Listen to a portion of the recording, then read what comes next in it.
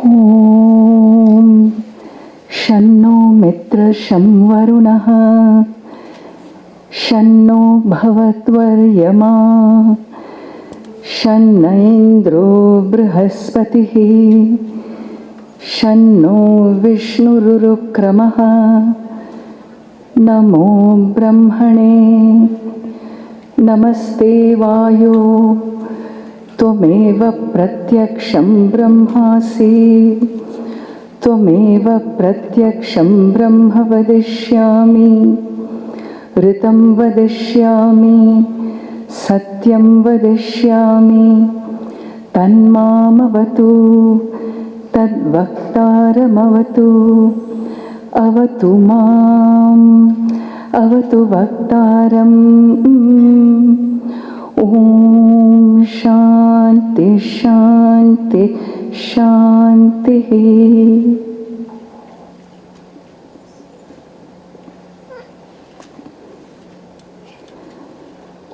पूजनीय गौरवदास प्रभु जी, Shantanu ji, all our wonderful honored guests,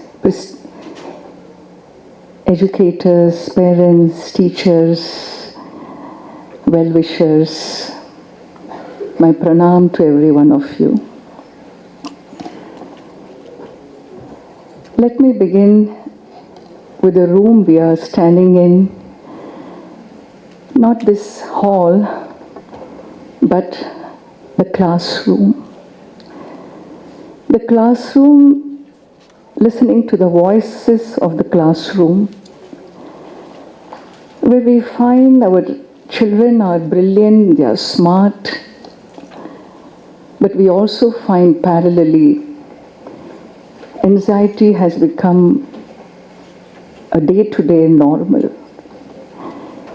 Attention span, as Sri Swamiji so beautifully said, has been shrinking.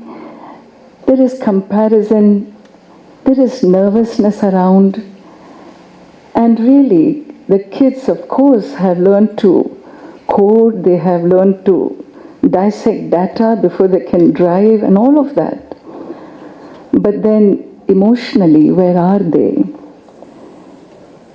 Not only the children, you find the parents, they seem to be in a hopeless situation. It's not that they don't have memories of tradition. It's not that they don't know what it takes to have a grandma tell a story, a Ramayana story, or to teach a prarthana, or a Hindu festival that will teach you how to have discipline, have certain vratams. These things that were so innate that we grew up, really by osmosis, I would say, culture was picked up. But today for the parent generation, it has becoming more and more remote. With 10-hour working days, with going here and there, trying to cope with nuclear family, both parents working. It's not that the parents do not want the best for their children, but the only way they find themselves delivering this is by making sure that there is no discomfort to the child. They want to ensure that if they cannot help them, at least let me walk with them, hover on every step they take. With the result, you're creating children who are more and more nervous. Their grit has really dropped. The capacity to blame the world has grown. And unable they don't even have the tools to look within and maneuver their own emotions as required. It's not only the parents, the children, well, the teachers, let's not leave them behind. The pressure they have to perform, to bring outputs from the system, it is not easy for them to deal with children who are breaking down, who have high anxiety levels, to deal with this modern digital world. It is really a very, very challenging moment has come. And so therefore the theme given to me is ancient wisdom in modern curriculum. I would say it's not a question. This conference is not a question about should we bring ancient wisdom into a modern curriculum. The question is about how are we going to survive without it? How are we going to deal in another one generation? Where will our kids be? Is really the question. Time has come for India to speak. Not to speak out of nostalgia, but we need to speak with courage. We need to speak from need, and we need to declare what is true. For this, it is very important that we understand what is this ancient wisdom, quote unquote. As Sri Swamiji very beautifully said, really, this wisdom is all about understanding where we are coming from. An indigenous civilization of Bharat, a civilization which is the oldest living civilization of our planet today. It's not that the world did not see the great Greek civilization or Egyptian civilization or the American Indian tribes, but today they are all in the libraries. Are they a living culture of any society? You want to know about Egyptian civilization, you go to the libraries. You want to know about the ancient Vedic civilization, you come and feel the pulse of the people. It is a living culture we are in, and while we are living, let's not kill ourselves. Let us understand first who we are and what this wisdom is all about. When you look into the Vedas, it's very simple and straightforward. Ishavasyam idam sarvam. All that is here is the divine, is the first statement of the first Upanishad. By ignoring these Upanishads, we are not going to get anywhere in ancient wisdom. Let us understand this well. It's not just a superficial quote about a wrapper like the West has done with yoga. They have put beautiful wrappers. Look at those yoga studios in Europe. India can go nowhere near them. But the kind of depth and profundity and the discipline and the tapas that goes into yoga that you find in the yogis of the Himalayas, you're not going to see in the yogis and yoginis of Europe, I'm sorry to say. It is just words. It is just a lot of wrapper and sweetened words for the world to be impressed. The whole universe is looked upon in the ancient wisdom as a living being. A living being having a soul. And that soul has limbs called the 5 elements. We are part of that 5 elements. For us to have this great universe work as one being, it is for us to respect every part of our body. Whether it is Akasha, Vayu, Agni, Apaha, Prithvi, it is all about recognizing the sanctity of life. You take away reverence, you take away gratitude from the Indian consciousness, you have landed in secular India.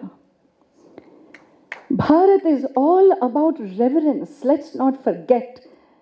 Cultures are many all over the world. They are all secular cultures.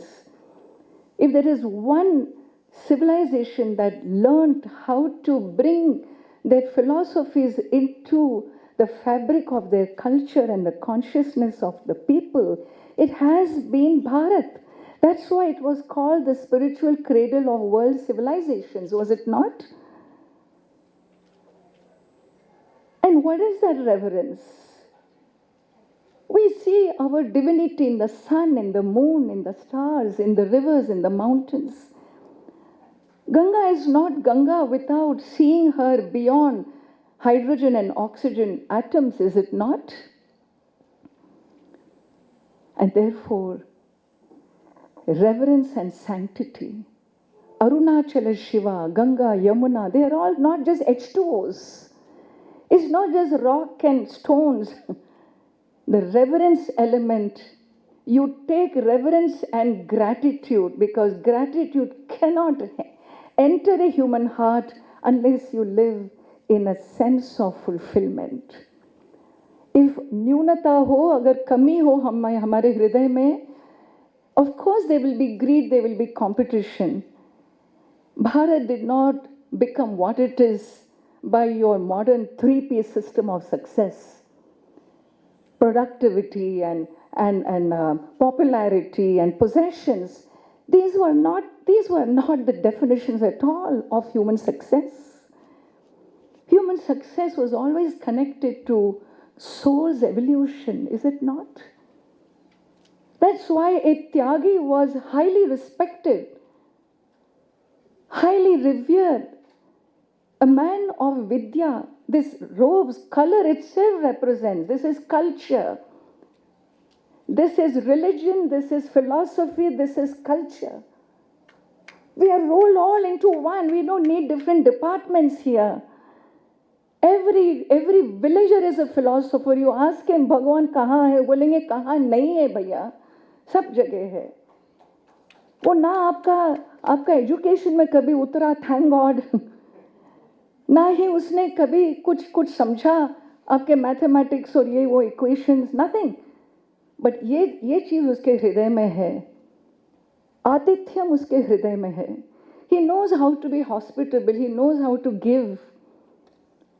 This is culture, and in our culture is interwoven spirituality, in our culture is interwoven philosophy, in our culture is theology, in our culture is our religion. Let us understand the sacred culture of India first. Because without forms, human beings cannot live. हर चीज़ में हमको forms चाहिए. हमारा birthday होता है, हम क्या birthday में आप केक क्यों काटते हो? क्या संबंध है? जब आपका जन्म हुआ तब केक निकला क्या संबंध है बर्थडे और केक में? But we associate events with forms. We associate that piece of cloth with our nation and we salute. You don't blow your nose in that piece of cloth after, because it represents something. It is symbolic. Forms symbolize spirit. If spirit does not have forms to represent its symbolism and philosophy, understand that culture will be destroyed. And if you have forms that don't have the spirit, आज हमारा problem ये है, we have forms all right, but we don't understand the spirit behind it. We are not educated enough. हम ये टीका क्यों लगाते हैं, ये घेरवा क्यों पहनते हैं? Why? We don't understand why women wear flowers in their hair. We don't understand the sacred component of our forms. And therefore, it is not the children's problem to begin with, it is our loss. It is we, the generation who is raising these children. And unless we wake up to the fact that we ourselves need to know who we are before we try to push such profound truths down children's throat when we have not understood ourselves, reverence and gratitude, sacredness of culture. And let me tell you one more thing we know very well. Today our planet has, like there are these guardians for materialism, Bharat has been the spiritual guardian of the human race for thousands of years, is it not? And we are this generation that is supposed to protect that spirituality. It is very important, therefore. What does India need to do? We need a cultural renaissance, I would say. We need a cultural awakening, I would say, and its cornerstone is dharma. Dharma is the cornerstone. Dharma is that thing that holds the moral order of the universe is held together. There is a universal dharma that holds you and I together that goes way beyond all faiths. It is this dharma that has to be decoded. It is this dharma that needs to be understood. As Swamiji said, it's not just Lakshmana and Bharata. Every word, it is Sanskritam that will teach you what that word, that name pulsates. What is the spirit of the culture that is given in those words, in those names, in those archetypes? Let me tell you, if dharma is taken as a cornerstone, as really the thing that we need, the master key of our culture, of spirituality in education, we have won our battle. It's a matter of time. It's not about practices. It's about the philosophy, the understanding. It is education. You may be a practitioner, but if you're not, there are many religious practitioners, they don't understand the philosophy. But they are practitioners. They're faithful. It's okay. To some extent, it's okay. But you are educators. We are educators, and therefore we need to understand what it is all about, is it not? Well, how are we going to bring this ancient wisdom into modern education? How are we going to bring this in? If you ask me, let us go back to the Vedas. I would like to reiterate here, the Vedas have said, they have also divided education, but not in the modern language. We divide education as religious and secular, don't we?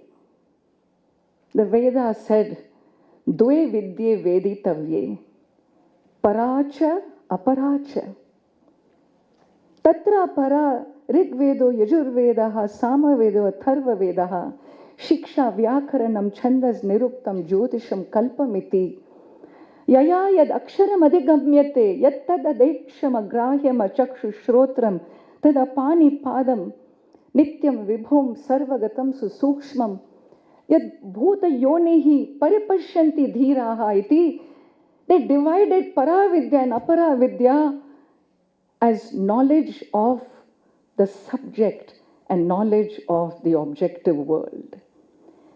Today's education in Bharat is all about aparavidya. We have no clue. There is something called paravidya. A statement made centuries ago, thousands of years ago, paravidya is that vidya that Shantanu-ji is attempting to break into this educational system.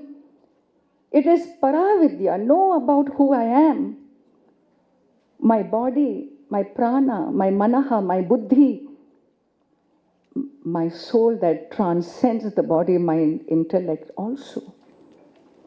And this message, this is not a new challenge. Let me tell you, it is not the first attempt, Shantanu-ji. This attempt has been made repeatedly, 30 years ago. You see here is part 1 to part 12.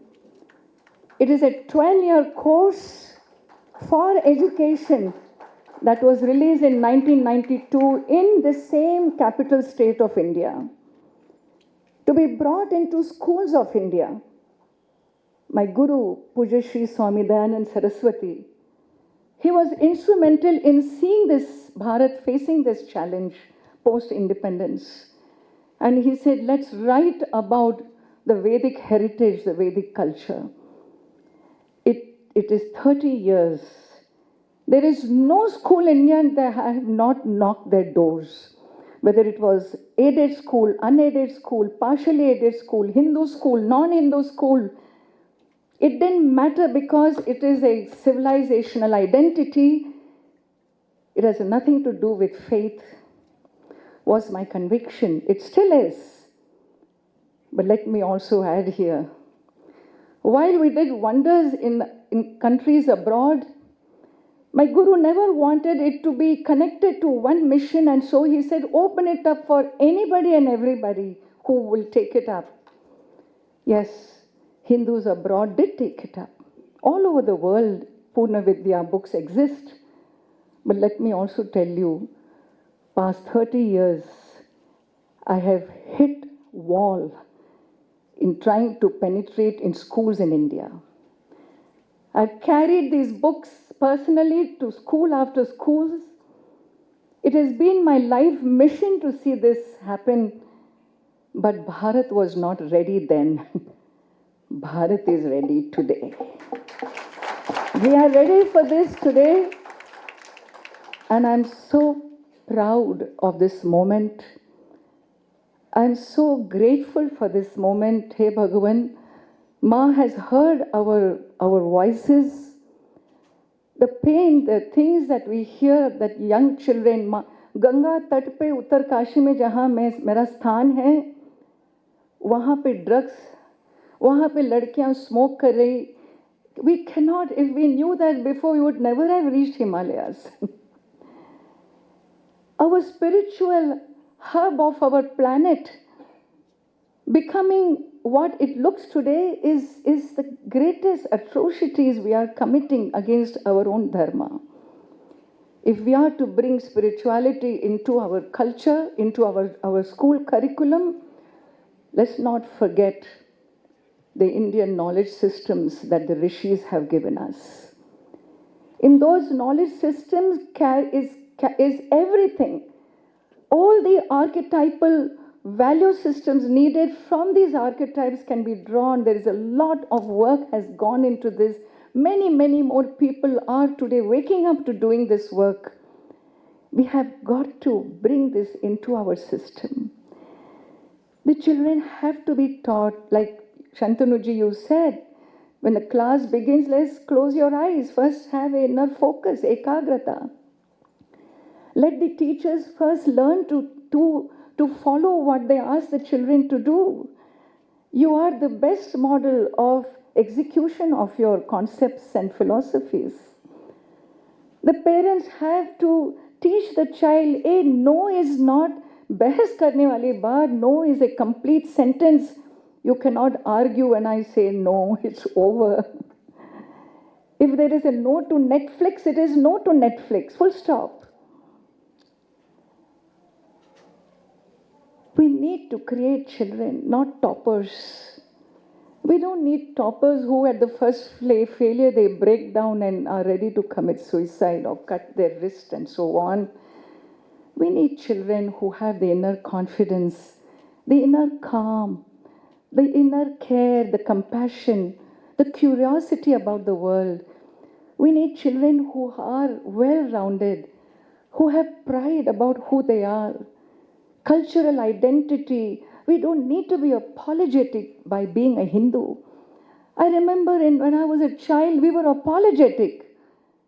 Why? Just because I'm a Hindu, am I apology? Why is that pride not coming back?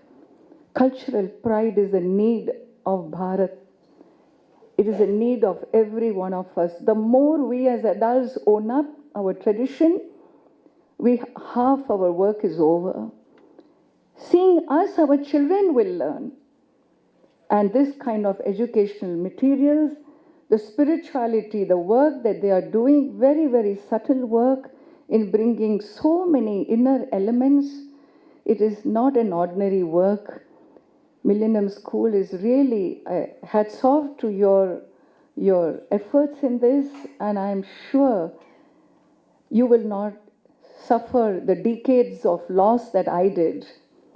But sure enough, I know I have sown the seeds all over Bharat. There is no institution in India who doesn't know Purna Vidya, or anywhere around the world, you go to any country, if there is a Hindu, he knows Purna Vidya. But it's not enough. It's just a little squirrel's work that has been done. We need a renaissance here, and that will be education. The day Para-Vidya is integrated in our schools, it will be no more passing information to children. That will be real education, because that Vidya will be Purna, Purna Vidya, complete knowledge with knowledge of the world and knowledge of the self. Thank you all. Namaskar. Yeah.